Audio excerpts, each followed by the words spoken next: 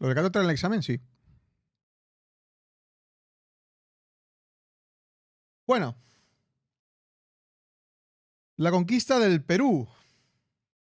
Nos situamos en el siglo XVI después de Cristo, o sea, el año 1500, y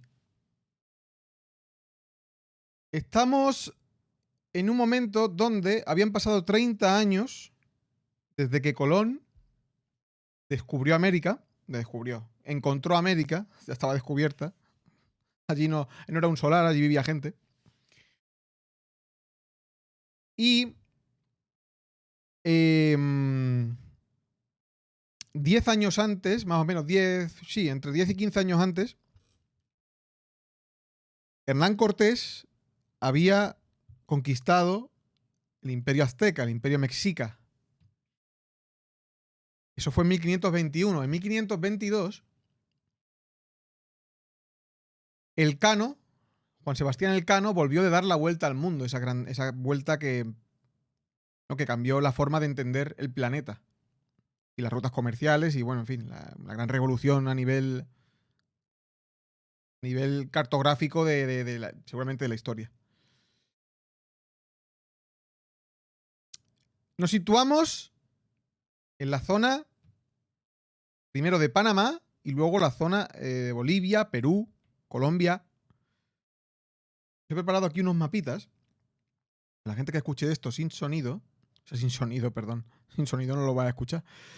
La gente que no vea esto, recuerden que en YouTube y en el bot de Twitch tienen ustedes los mapitas y las referencias que yo voy comentando aquí durante la explicación, durante la charleta. Tenemos el Imperio Inca, que miren, fíjense ustedes en el siglo XVI lo que abarcaba el Imperio Inca. Cuidado, poca broma. Desde Chile, con zona de Argentina, mirad, Bolivia, Perú. Fíjense ustedes lo que era el Imperio Inca en su máximo esplendor.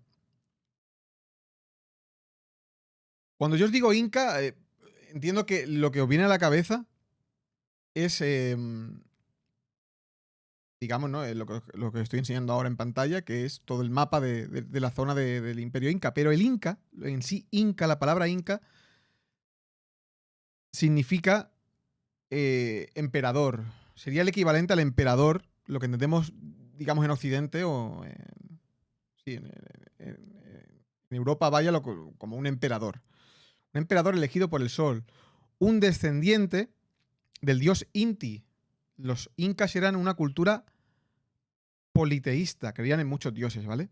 Luego veremos el mito de Viracocha, que tendrá bastante peso a la hora de entender un poco la conquista del Perú. Aunque aquí es verdad que es mucho más mitificado.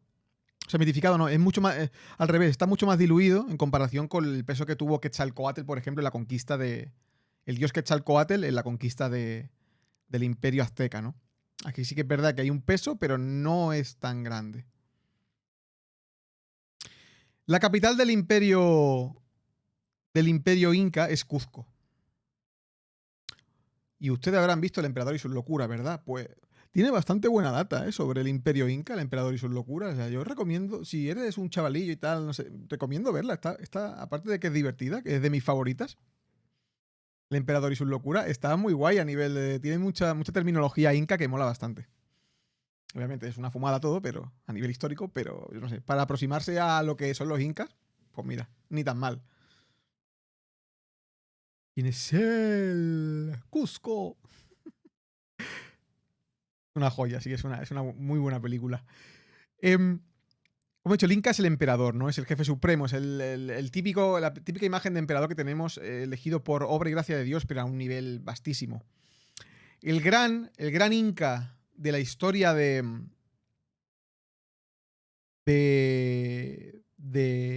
Imperio Inca. Claro, digo Inca, Imperio Inca, pero ya me entienden ustedes. Que no quiero llamarle rey porque en realidad es el Inca y me gusta llamarle Inca. Es su terminología y es cómo hay que referirse a estas cosas. Fue Pachacútec, que si ustedes tienen el Age of Empires 2 con todas las expansiones, hay una campaña de Pachacútec y sus hijos.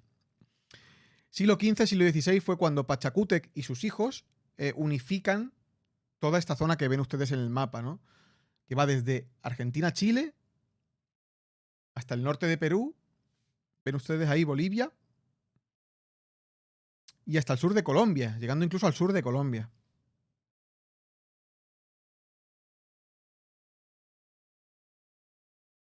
Aquí tienen ustedes una imagen de Pachacútec. Les dejo aquí una imagen de Pachacútec, el gran inca. Es el más famoso de todos. Porque fue el que unificó más a todas las tribus dispersas que había en la zona. Que luego veremos que esto pasó un poco como en el Imperio Azteca, que había muchas de estas tribus, de estas culturas, de estos pueblos que fueron sometidos, que mucha gracia a los incas no les hacían. ¿Vale? Al final esto no deja de ser un imperio. Y un imperio que conlleva la palabra imperialista. Y la palabra imperialismo que conlleva sometimiento forzoso de todo. Expansionismo salvaje. Y sometimiento extremo. A todos los niveles. A todos los niveles. Hola, buenos que vais llegando. No llegáis tarde. Acabo de empezar. Perdonen el WhatsApp que acaba de sonar. Al carajo.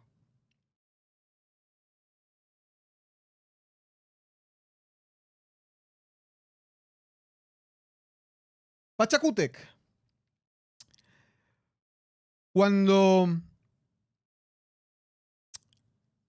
hablamos del imperio, hemos dicho que era un imperio politeísta, ¿no? Tenemos a Viracocha, que es el gran ejemplo y el dios que más conoce la gente de los incas.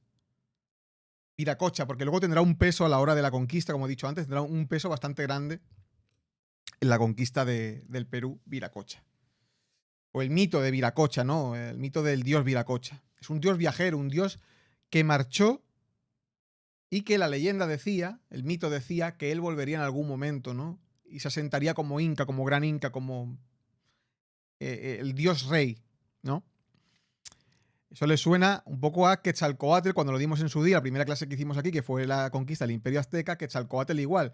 Lo definían como un dios navegante que se fue, que se marchó y que volvería montado en una montaña que navegaba con barba. Pues es un poco el rollito, ¿vale? Es un poco el rollito, con diferencias que no voy a explicar aquí porque si no esto se nos va a 100.000 horas, pero es un poco el rollito de Dios que viaja y acaba volviendo. Claro, también tenía puesta la alerta con sonido. Bueno, todo mal. Lo he quitado, lo he quitado. Dicho esto, dentro del imperio inca, era un imperio muy bien montado a nivel cultural y a nivel socioeconómico. La gran estructura del imperio inca es el Ayllu. ¿Qué dices tú? ¿El Ayllu qué es? El Ayllu es una comunidad de familias que se unen y es una economía basada en la reciprocidad. ¿Qué significa esto? Que a lo mejor una familia era la encargada de plantar, otra familia era la encargada de ir a buscar agua, otra familia, en fin, y que tenían como comunidades que se autogestionaban muy bien. También en parte porque la zona donde vivía, sobre todo la zona del Perú, la zona más, digamos, más inca, era una zona bastante jodida a nivel de caminos y a nivel de orografía, ¿no? De montañas, de ríos. Es una zona muy jodida para vivir, ¿vale? Es muy alta. Entonces tuvieron que ingeniársela. ¿Qué hicieron los incas? En primer lugar, aparte de organizarse en comunidades, en ayllus, también tuvieron que idear un sistema para comunicarse entre ellos. Y se crea la figura del chasqui.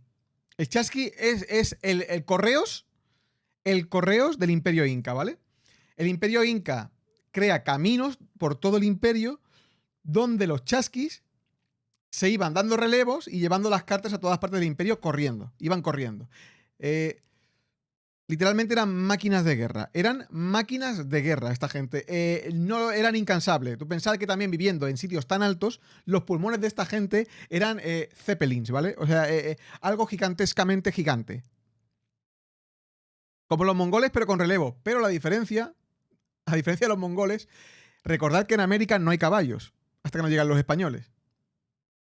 Entonces, esta gente iba corriendo por las montañas del Perú, que no es moco de pavo, ¿eh?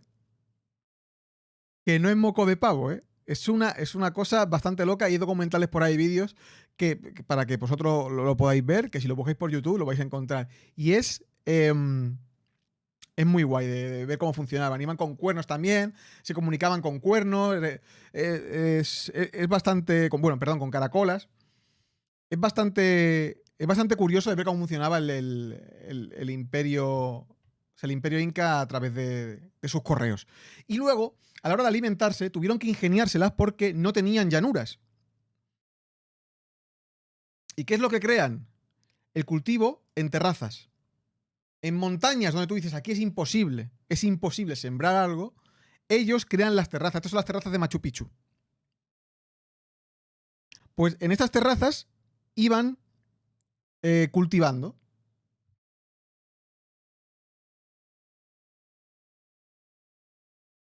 Y consiguieron, en un medio totalmente hostil a ellos, consiguieron sobrevivir y es más, consiguieron crear un imperio. No solo sobrevivir, sino crear suficiente excedente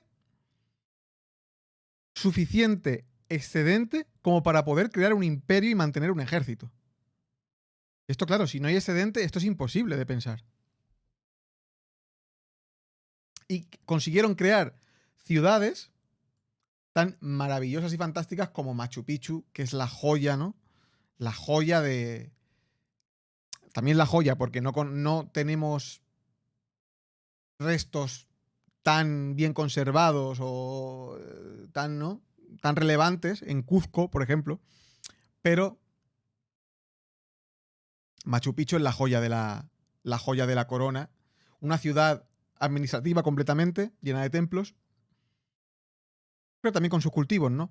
Y he de decir una cosa también que no he dicho, que los cultivos, el Inca, el Estado, tenía cultivos para el Estado, un poco comunista esto,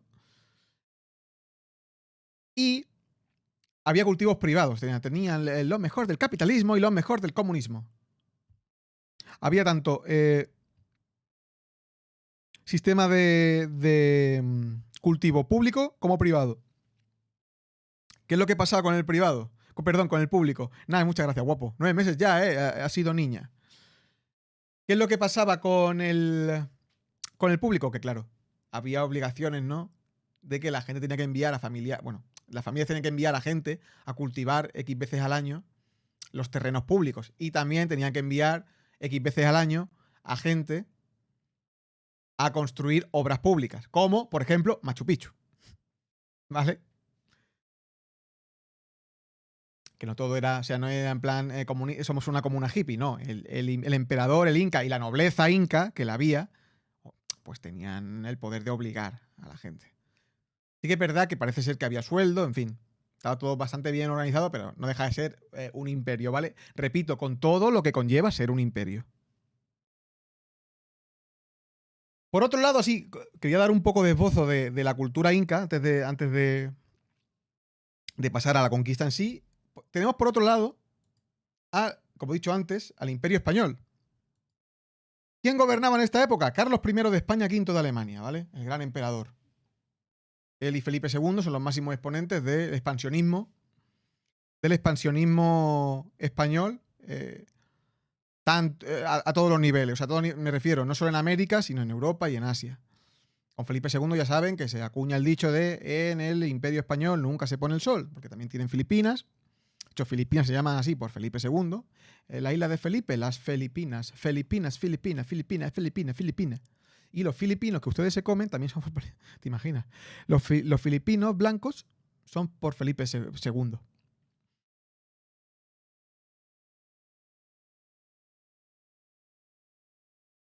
Hemos dicho que en 1521 Hernán Cortés conquista el Imperio Azteca, lo que supone la derrota del primer gran imperio, de los dos que hay, aunque aquí aún no sabían que existía el Imperio Inca, no sabían ni que existía, pero aquí es la primera gran derrota de un imperio, ¿no? De uno de los dos grandes imperios que son el Azteca y el Inca. El Azteca es el primero en caer, 1521. En YouTube tienen ustedes, en la primera clase de historia, en la lista de producción de las clases de historia, el primero que hice fue el del Imperio Azteca. Y como hemos dicho, el Cano, en 1522, había vuelto de darle la vuelta al mundo en una epopeya fantástica. Hay una serie en Amazon Prime, por cierto, que está bastante bien, está un poquito edulcorada, obviamente, pero creo que es bastante definitoria de cómo se pudo llegar a vivir la gesta increíble que fue darle la vuelta al mundo en 1522, ¿no?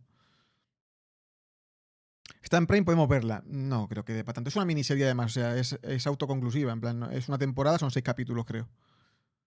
Nombre, no recuerdo. No recuerdo, no es el nombre. Me quiero referir que la vi a principios de verano. Pues no me acuerdo. Pero si buscáis por Google serie Prime Vuelta al Mundo o El Cano, os saldrá. No recuerdo el nombre ahora mismo, ¿eh? No recuerdo el nombre. Quizás es El Cano, ¿eh?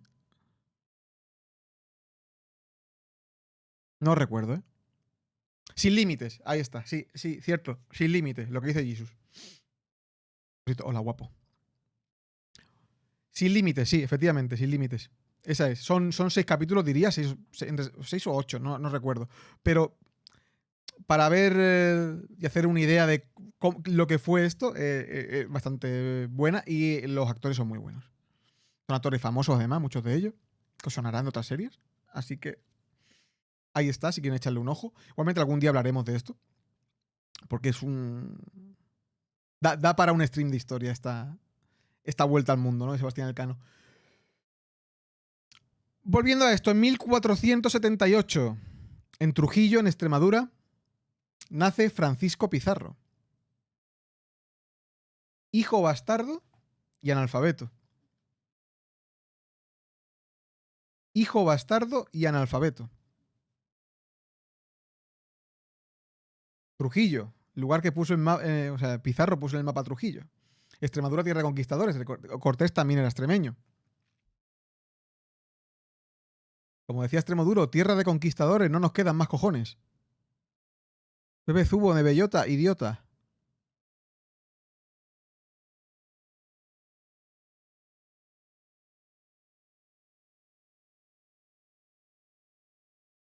¿Qué pasa con Pizarro, de bastardo y analfabeto? Que como bastardo, como persona sin oficio ni beneficio, como tantos y tantos otros, sobre todo las zonas más pobres, ¿no? de España de esa época, que eran Extremadura y Andalucía, como tantos otros, se embarca en América. Se embarca en América a buscarse un futuro y una reputación, que al final es lo que querían todos, un trocito de tierra y poder vivir lo que no podían vivir en España, porque los nobles pues eran los que eran y las tierras ya estaban ocupadas y pertenecían a X y Y. Y América fue una puerta y una oportunidad para muchos de estos, ¿no? De estos parias, ¿no? Que no tenían otra opción que salir para buscarse un poco las habichuelas y probar suerte, ¿no? En el nuevo mundo. En 1502 llega Pizarro a América y se embarca con Vasco Núñez de Balboa en 1513 y descubren Panamá y descubren el Océano Pacífico. Y allí empieza su suerte.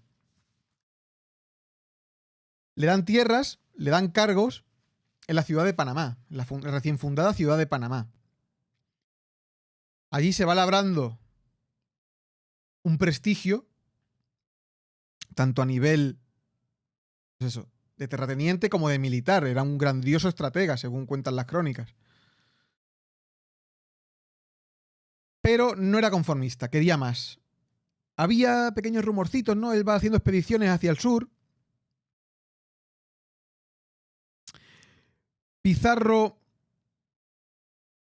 en 1522, encuentra unos nativos, en una de esas expediciones encuentra unos nativos, voy a poner el mapa de las expediciones, encuentra unos nativos al sur de Colombia que hablan de que al sur hay oro, hay riquezas, hay un gran imperio, hay ciudades que están hechas de oro, oro, oro, oro, oro. Y eso, señores, a un español en el siglo XVI le hacía los ojos chiribitas.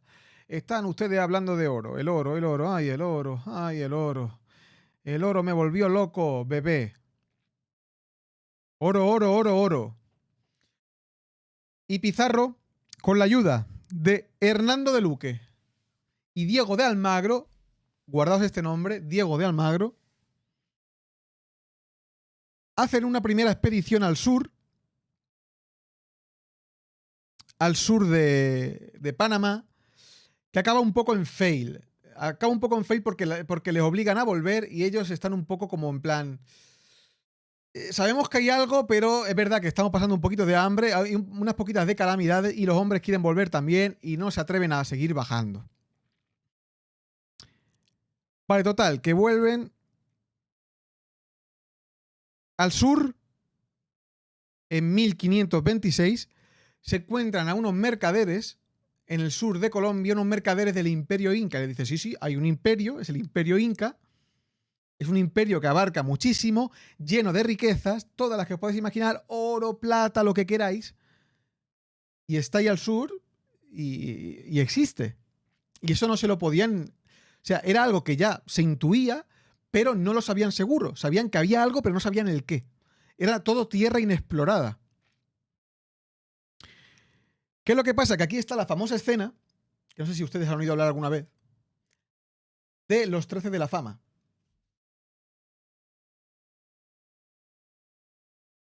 Los 13 de la fama. Llegados a este punto tenían que volver. Les obligaban a volver. Les dijeron, hay que volver a Panamá. Se acabó la expedición. Pizarro coge su lanza, traza una línea en el suelo y dice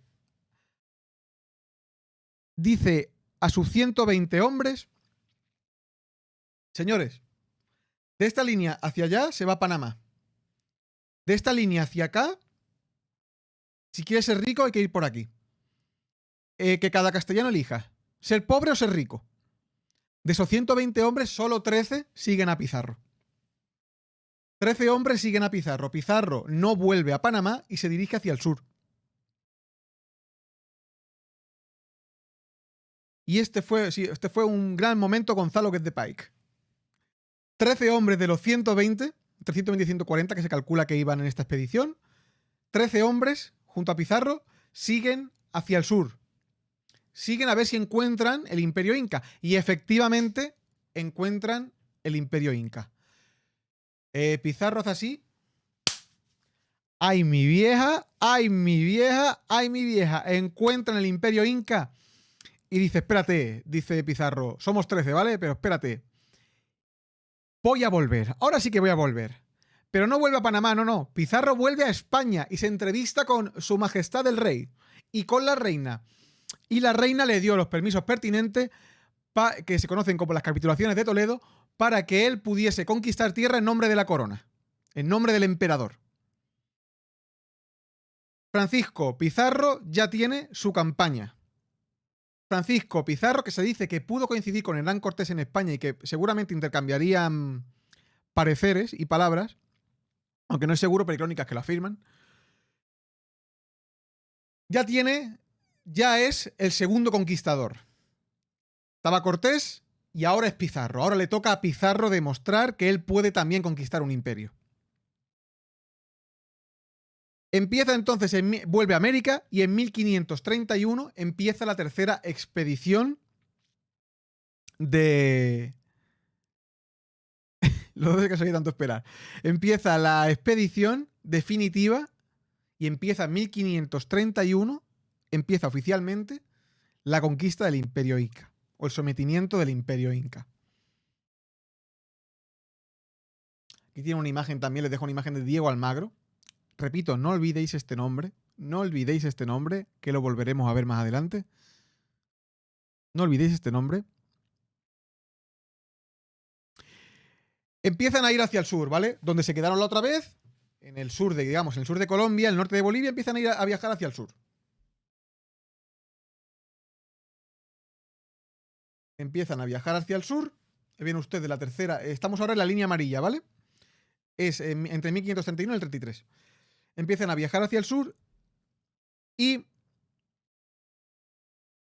van hablando con las culturas que había allí y se dan cuenta de que en el Imperio Inca pasaba algo. Estaba todo muy desorganizado. Algo pasaba. Este no era el gran Imperio Inca que les habían hablado los mercaderes, tan bien organizado, políticamente y socioeconómicamente. No veían esa organización de la que tanto hablaban. Y es que, ¿qué es lo que pasa? Que el Inca Huayna Cápac había muerto y sus dos hijos mayores y herederos, Atahualpa y Huáscar, estaban enzarzados en una guerra civil que Atahualpa acababa de ganar, haciendo que Huáscar se rindiera y huyera. Entonces, estaba absolutamente dividido a nivel político el imperio inca. Vuelvo a repetir que en las dos grandes conquistas del imperio inca, de los imperios americanos, del azteca y del inca, es bastante curioso la suerte y el timing perfecto que tienen los españoles a la hora de llegar a los sitios. Esto se suma a lo que he dicho antes de Viracocha, el dios que retornaba. Se empieza a creer, y de hecho muchos pueblos de alrededor de los incas empiezan a unirse a la expedición española creyendo que Pizarro es Viracocha que ha vuelto. El ejército español empieza a inflarse porque muchos de esos pueblos de cultura incaica creen que Pizarro es Viracocha que ha vuelto. Imaginad a esta gente, vuelvo a repetir, jamás habían visto una carabela, un barco gigante, jamás habían visto un caballo, jamás habían visto una armadura de hierro, jamás habían visto un mosquete, una falconeta, jamás habían visto nada de eso. Esta gente lo estaba flipando durísimo. Lo estaba flipando durísimo y encima les coincidía con el mito. O sea, el timing español una vez más en la conquista de América.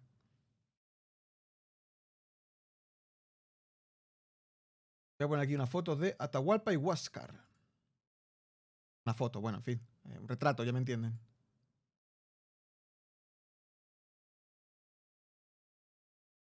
Pizarro se va informando y Pizarro era analfabeto, pero no era imbécil, ¿vale?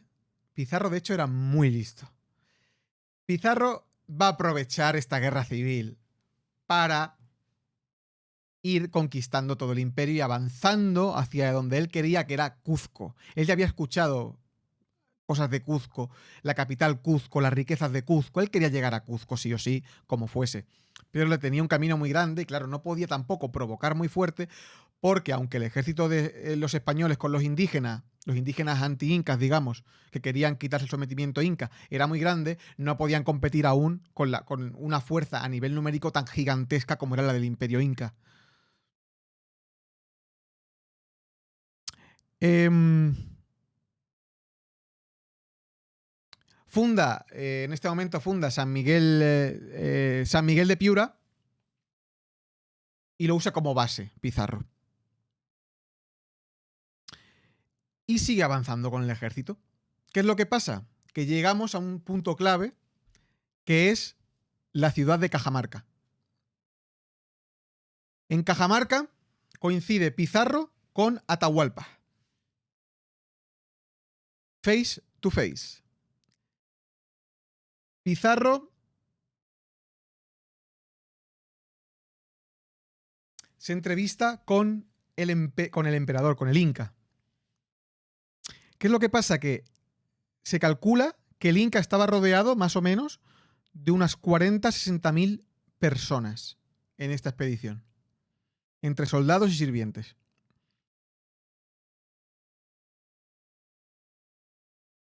En 1532,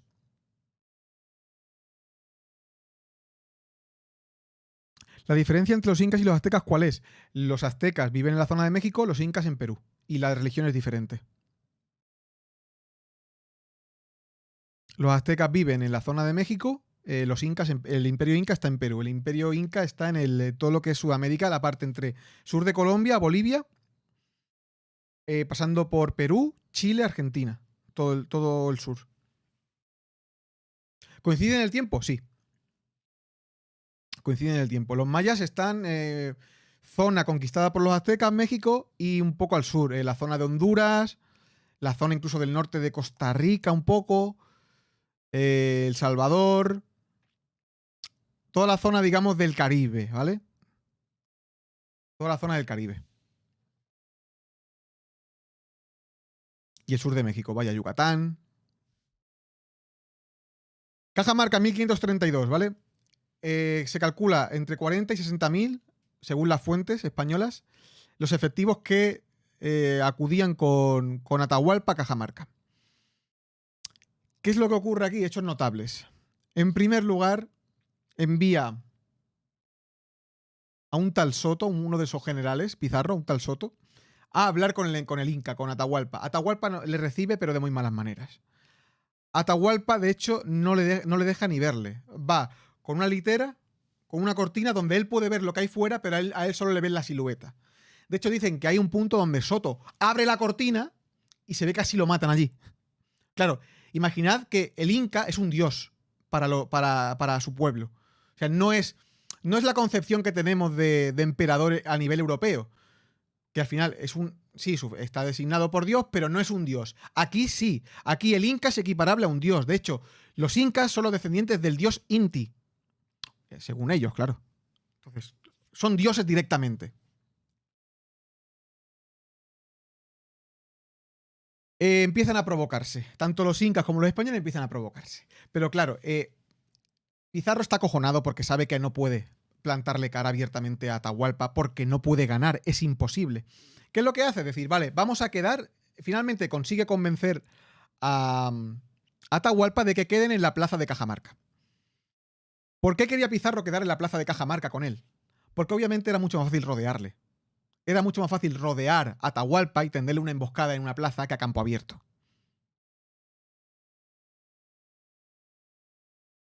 Quedan en la plaza. Se calcula que había 180 españoles y 40.000 incas en la plaza. 180 españoles, 40.000 incas en la plaza. ¿Qué es lo que pasa? Que los españoles no iban armados y los incas tampoco.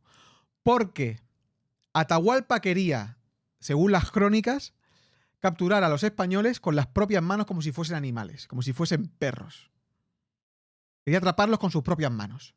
Y obviamente luego supongo que los querría sacrificar o vete tú a saber. Amedrentarlos, vaya, pero con las manos, sin armas. Ese fue el gran error de Atahualpa. Creer que Pizarro no iba a tener todo preparado y listo. Pero Pizarro necesitaba una excusa. Una excusa que fuese más allá de la simplemente conquista militar y política. Pizarro necesitaba una excusa divina para poder capturar al emperador, al Inca. Envía a uno de sus monjes, de sus sacerdotes, con los evangelios y un requerimiento es en plan, pues te vas a rendir, vas a dar tus tierras al rey, vas a ser súbdito del rey de España, bla, bla, bla, lo típico. Cosa que no se iban a enterar de nada, aunque había traductores, no se iban a enterar de nada. Va con los evangelios y con el requerimiento a ver a Atahualpa en mitad de la plaza, delante de todo el mundo, los españoles y de los incas. Llega el sacerdote, le planta los evangelios, le planta el requerimiento, empieza a hablarle de la grandeza de nuestro Señor Jesucristo, del Dios cristiano, bueno, evangelizar, tal. A lo cual Atahualpa responde rompiendo el requerimiento y tirando al suelo todos los evangelios, en plan tirándolos al suelo y rompiéndolos y pisándolos.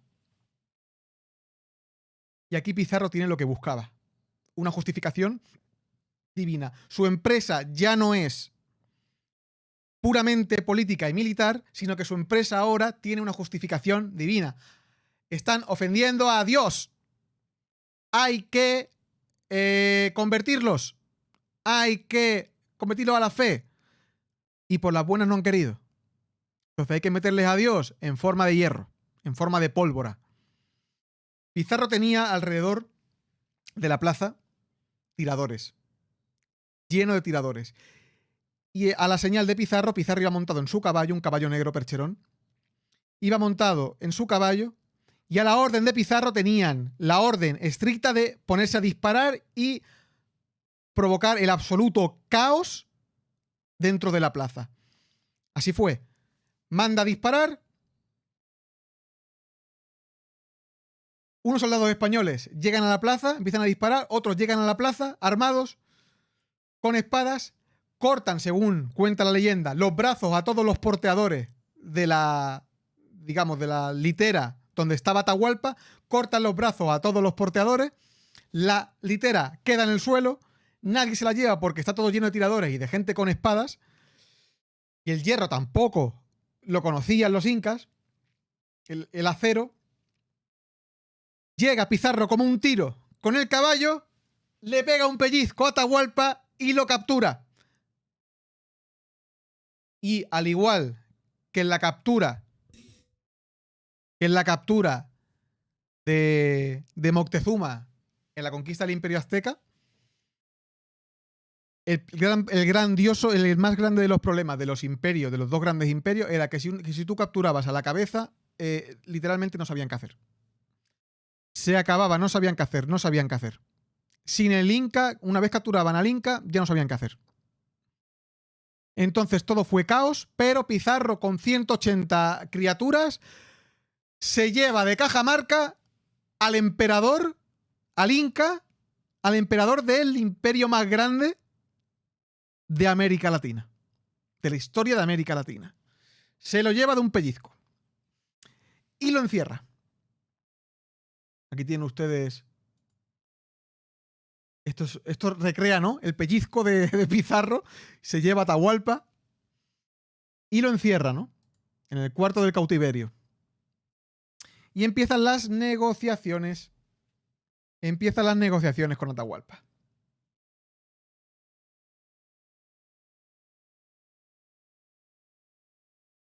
Y no os he leído la arenga de Pizarro antes de entrar en la plaza, antes de empezar esta misión, que lo voy a leer ahora. Lo que le dijo a sus hombres, está recogido por las crónicas. Lo que supuestamente le dijo a sus hombres. En principio, esto debería ser cierto porque las crónicas la escribía gente que iba con él, entonces no parece que tuviera necesidad de mentir para nada, pero bueno. Para que vean ustedes lo que yo digo a la hora de la justificación divina, ¿vale? Os voy a leer, son 5 líneas, de lo que Pizarro le dijo a sus hombres antes de los sucesos de la plaza de Cajamarca. Tened todos ánimo y valor para hacer lo que espero de vosotros y lo que deben hacer todos los buenos españoles, y no os alarméis por la multitud que dicen tiene el enemigo, ni por el número reducido en que estamos los cristianos. Que aunque fuésemos menos y el enemigo contrario fuese más numeroso, la ayuda de Dios es mayor todavía, y en la hora de la necesidad Él ayuda y favorece a los suyos para desconcertar y humillar el orgullo de los infieles y atraerles al conocimiento de nuestra santa fe. No es una conquista militar, es una conquista de fe. Es la justificación. Dios, Dios y Dios. Y esto no se hace por el rey, se hace por Dios. Y después por el rey, por el emperador. Pero primero por Dios.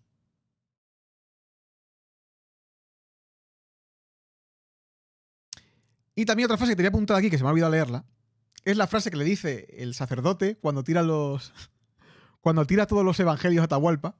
La frase que le dice a todos los cristianos que había allí. Dice: ¿qué hace vuestra merced que Atahualpa está hecho un Lucifer? Es lo que le dice el sacerdote a Atahualpa, ¿no? Cuando tira los evangelios. Total, que dentro de esta conquista, aparte de traer al emperador, al Inca, a este cuarto, encerrarlo en una habitación, se calcula, atentos, que murieron en Cajamarca, en la plaza de Cajamarca, 3.000 incas, 7.000 incas heridos y solo un español muerto, que era un esclavo negro.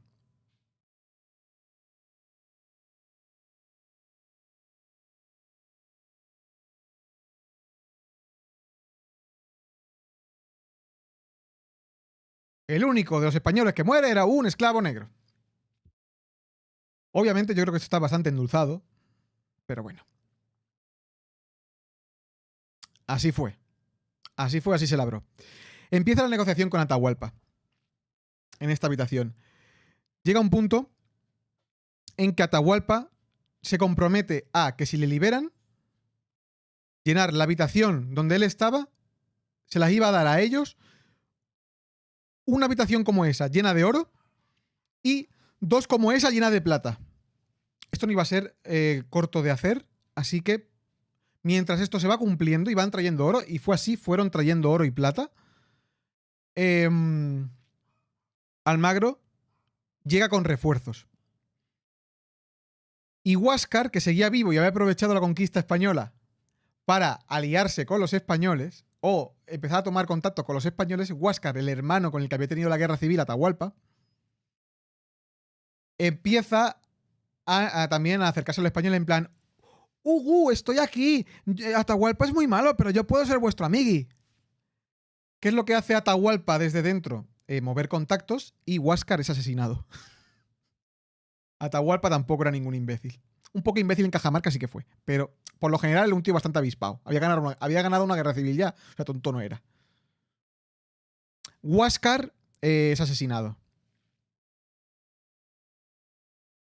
Vale, se calcula que en 1533, recordad, Cajamarca en 1532, 1533 Atahualpa cumple con lo que había dicho.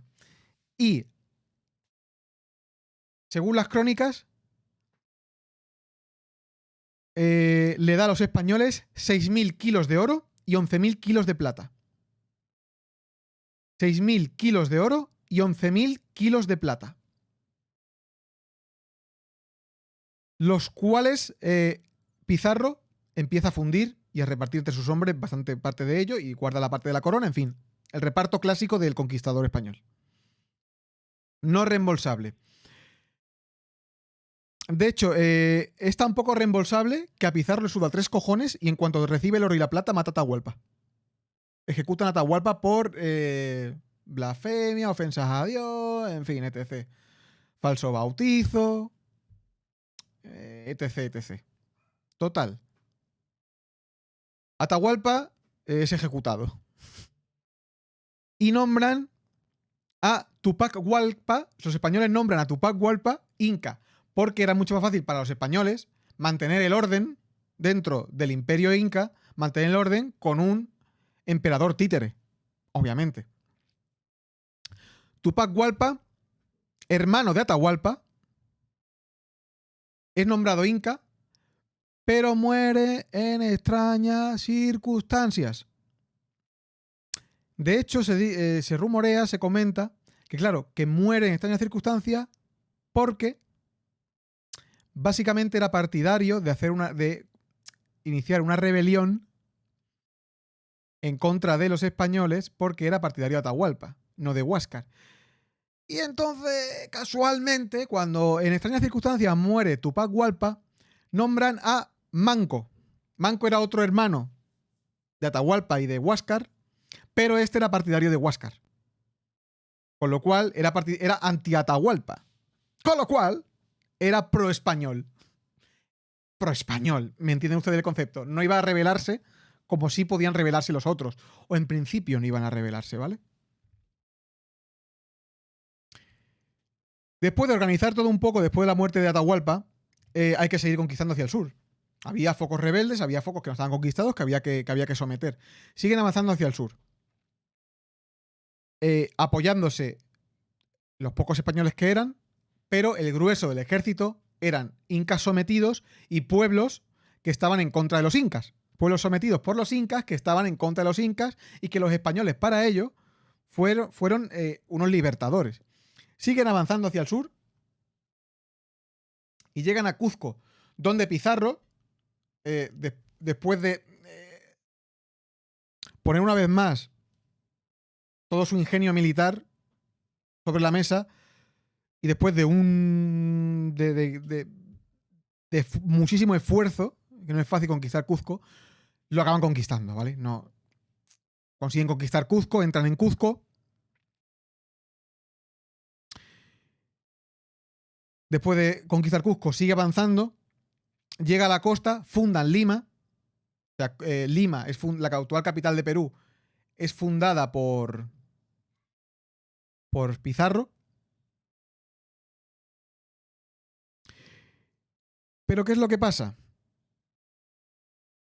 Que Manco escapa de Cuzco en 1536 y se rebela con miles de indígenas en contra de los españoles. Le salió rana la jugadita. Les salió rana la jugadita y se rebela con miles de incas en contra de los españoles. Se pide ayuda a Almagro y los españoles, con la ayuda de Almagro y de los indígenas, paran la rebelión en el 37, 1537, pero Pero, Almagro se queda con Cuzco. Y aquí empieza el duelo de pichurritas.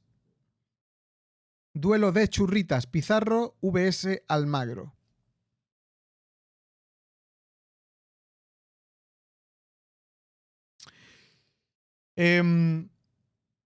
Para finalizar con la historia de Manco, Manco huye, acaba huyendo, no muere, no es capturado.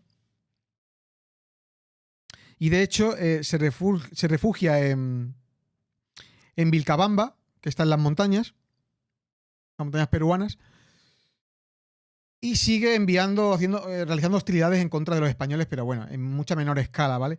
Pero aún así está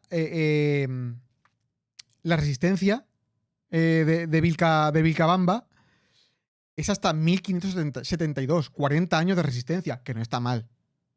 Dentro de lo que cabe no está mal. Manco se lo curró bastante, la verdad. Para ser Manco, se lo curró bastante. Empieza una guerra civil entre Almagro y Pizarro. Almagro decía que Cuzco era suyo, que él lo había liberado. ¿Y qué es lo que pasa? ¿Qué es lo que hace Pizarro? Manda a su hermano Hernando Pizarro, en 1538 a Cuzco a conquistarlo. Españoles contra españoles. Hernando Pizarro gana y ejecutan a Almagro en 1538. Almagro es ejecutado.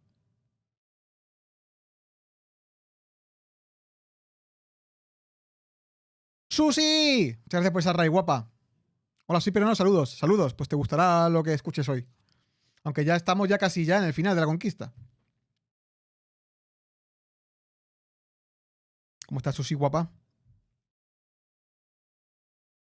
En venganza por la muerte de Almagro, en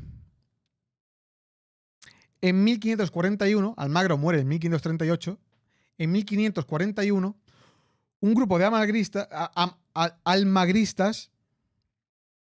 se planta en Lima y mata a Pizarro, lo asesinan. A Francisco Pizarro, lo asesinan. Francisco Pizarro muere en 1541, 20 años después de que Cortés hubiera conquistado el Imperio Azteca.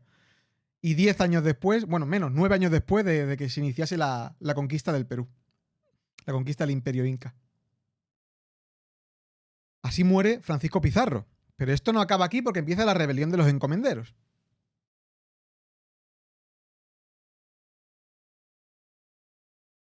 Aquí les digo, mira, aquí tienen una. Este es Manco, grande, Manco.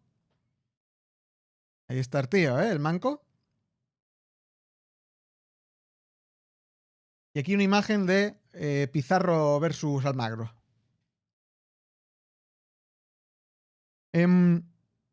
Sin paz aún, sin nada pacificado, porque los pro Almagro y los pro Pizarro seguían dándose de hostias cada vez que podían.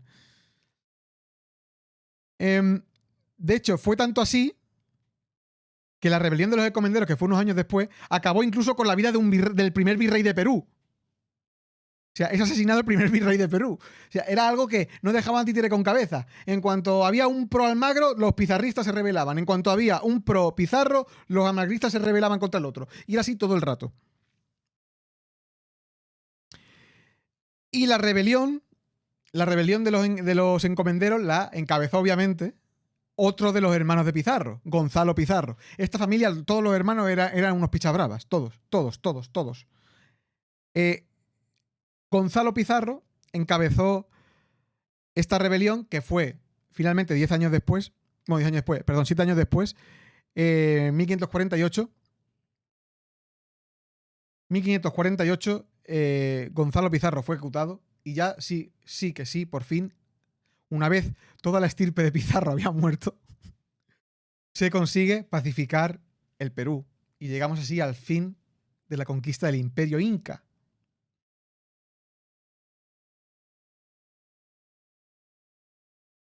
Creo que he estado más o menos 50 minutitos. Yo creo que está bien. Porque ahora empieza el turno de las preguntas. ¿Tienen ustedes preguntas? ¿Alguna duda? ¿Alguna parte que haya que recrearse un poquito más? Ya van ustedes preguntando. Pero sí, digamos que fue cortito pero intenso. Manco, era Manco Manco, ¿podéis banearla? Gracias.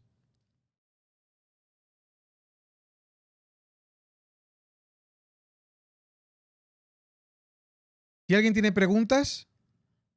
No, Manco no era Manco, es un nombre. Inca. Y Tupac no era Tupac, el rapero. No sé si. Armamento de cada bando, vale, eso es interesante.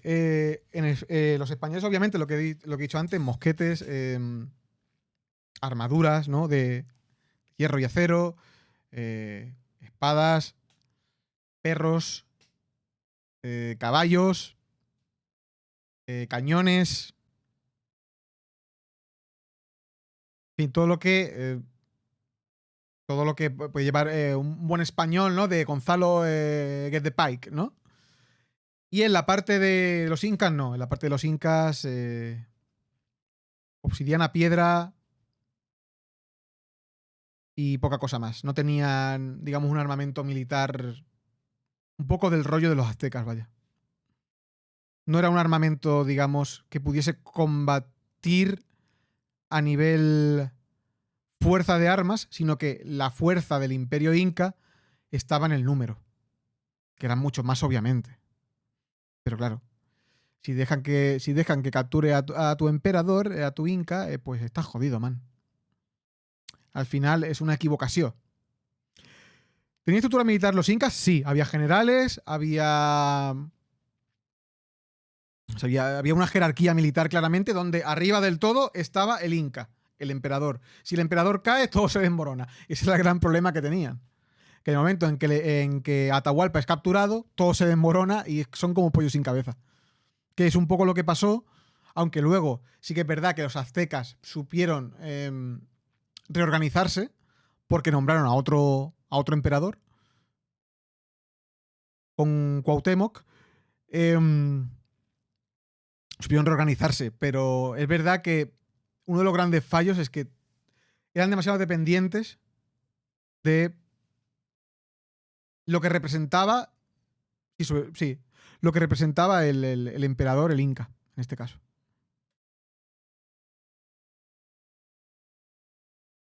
¿Es eso una buena estrategia de combate? Sí, piensa que la estrategia de combate de los incas básicamente era pelear en zonas montañosas. Entonces, la estrategia de ellos estaba en lugares estrechos y ganar al final por número. También capturaban, había sacrificios al sol. Mm, Parece que menos o menos significativo o no están recogidos en las crónicas, porque es verdad que no hubo tanto estudio previo como sí que hubo en el Imperio Azteca. O sea, la cultura inca es muy conocida a día de hoy, pero al ser una conquista tan extraña por la captura del emperador y todo, no hubo tanto estudio in situ hasta después de la conquista. Sin embargo, con los aztecas sí que los cronistas, digamos, yo creo que los cronistas de Cortés eran un poco mejores que los de Pizarro, pero bueno, eso es opinión personal. Eso es absolutamente mi opinión, ¿eh? Yo me he leído las crónicas de los dos lados. O sea, la crónica, la propia de Cortés y la de los cronistas de Cortés, me parece muy buena. Y la de los que iban con Pizarro, los cronistas de Pizarro, me parece un poquito más soporífero y un poquito más meh. Pero bueno, no deja de ser mi absoluta y sincera opinión.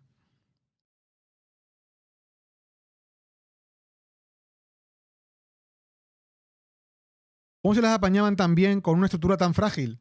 Porque el emperador no se supone que fuese a morir nunca. De hecho, tuvo tanta suerte los españoles al llegar que los pillaron en mitad de una guerra o saliendo de una guerra civil y estaban tan hechos mierda a nivel estructural que les fue súper fácil seguir avanzando. Y les fue súper fácil que muchos pueblos y muchas culturas anti-incas se les uniesen y se rebelasen contra los incas.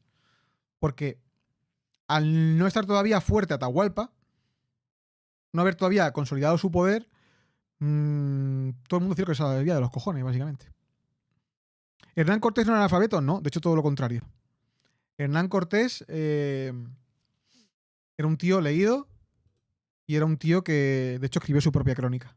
una de las crónicas de la conquista del Imperio Azteca era del propio Cortés.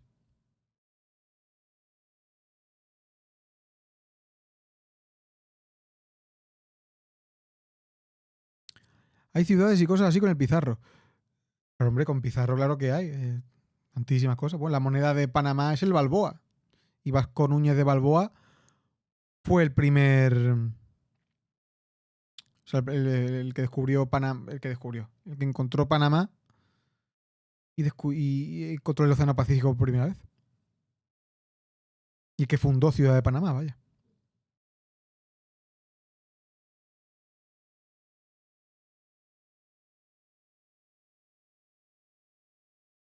¿Tiene ustedes alguna preguntilla?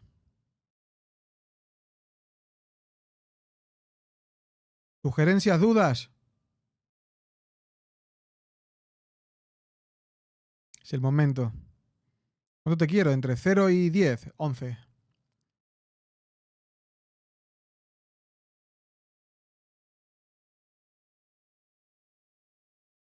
¿Este Almagro es el mismo Diego de Almagro? Sí, sí, sí, es Diego de Almagro. Exacto. Sí, sí, Diego de Almagro. Frosty. ¿Y por qué no lo pesa? Bueno, totalmente horny la gente. ¿Para cuándo la de Costa Rica? Habría que hablar de precolombino absoluto, ¿eh? Eso sería más una clase de arqueología que de historia, ¿eh? Ah, por cierto, este mes de octubre ya he dicho que quiero... ¡Ay, tengo que hacer la liqueada del cartel del Octubre Rojo! Pero bueno, por partes, que si no se me olvidan. Este, este octubre, un amigo mío que es arqueólogo de prehistoria, va a estar en Formentera excavando, aquí al lado de Ibiza. Va a estar en Formentera excavando y le estoy comiendo la oreja, que vendrá seguro, que un día venga a explicarnos su yacimiento aquí a stream. Para que se explique un poco de cómo cómo funcionaban en la prehistoria en Formentera. Que es súper interesante y ha descubierto varias cosas. Y puede estar bastante guay. Eh, Él sobre todo ha hecho época del hierro y traerá cositas que tiene él. De hecho tiene puntas de flecha y todo de cosas que ha encontrado. Y me lo traerá aquí a casa un día con unas cervecillas y haremos un poco de charleta en torno a lo que él ha encontrado y que nos explique un poco cómo vivía la gente, ¿no? En la prehistoria en sitios como Ibiza y Formentera, ¿no? Que es bastante interesante. Incluso conectándolo con otro, a nivel comercial, con zonas tan raras como Francia, por ejemplo. O sea, es muy loco. Me lo traeré. Pau Sureda se llama. Quiere usted buscar por ahí, Pau Sureda. Y eso va a estar interesante. Me voy a traer un día aquí a que comente. Lo dicho esto, el 12 de octubre me gustaría, o sea, cuando lo estabais hablando se me ha ocurrido y creo que puede ser una idea interesante de montar una, una mesa redonda, a ver si puedo, a ver con quién puedo contar y cómo me gustaría que fuese variadita. Una charleta sobre el 12 de octubre. Sobre el Día de la Hispanidad. Conocido por los franquistas como Día de la Raza. Hola, soy de Perú. El mejor país, cabrón. Me encantaría ir a Perú, la verdad, siempre lo he dicho, ¿eh? O sea, si tengo que hacer un viaje largo a América Latina, me encantaría ir a Perú. O sea, es que me encantaría ir a Perú. Porque encima se come bien. Aparte de que es un país precioso, se come bien. De las mejores gastronomías del mundo, ¿eh? La peruana. Poca broma, ¿eh? Más premios que todo el mundo, ¿eh? Y el pisco, ¿eh? Hay que ver el pisco.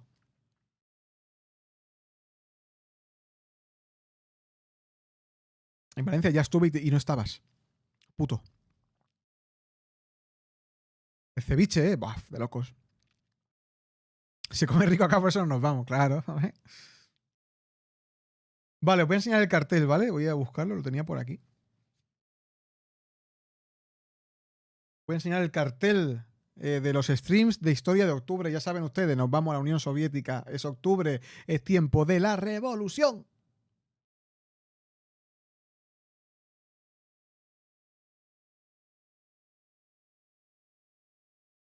Es tiempo de la revolución. Cartel lo ha hecho mi señora de confianza, la María, otra vez. Con exclamación emote le sale ahí sus cosas y si le quieren pedir cositas, es la indicada.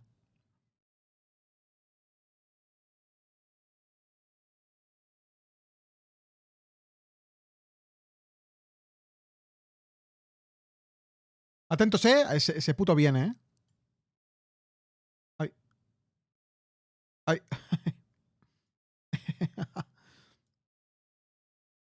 ¿Puedo hacer una última pregunta? Sí, sí, preguntando lo que queráis, claro. ¡Ojo! Hostia, tú qué grande, como un dios.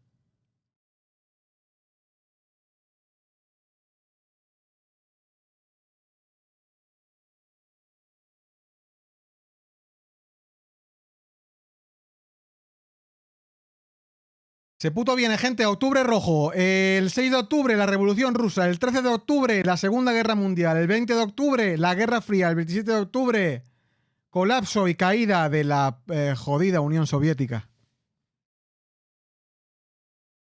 De la puta y jodida Unión Soviética. Hostia, que no se ve bien esto, coño. Hago la leche, tú. Ahí está. Viaje por la historia de la Unión Soviética. Octubre rojo. Un poquito, espera, aquí ya no pega la flauta, ¿no? Aquí hay que poner un poco tema acorde al asunto. Un poquito de...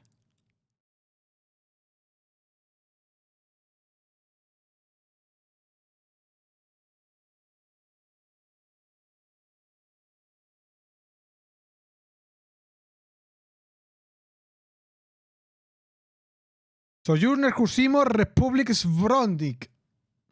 Así es.